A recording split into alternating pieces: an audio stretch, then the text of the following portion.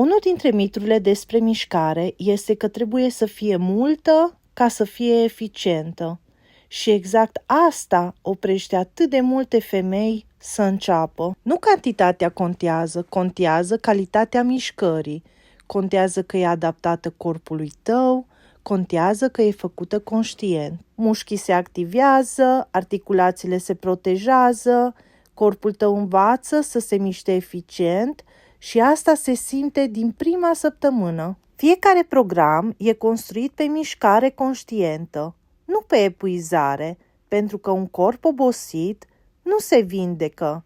În schimb, un corp echilibrat, da. Exercițiile potrivite pentru corpul tău pot schimba tot: postura, energia și starea de spirit. Scrie-mi început în mesaj privat și te aștept în grupul nostru Strong Balance.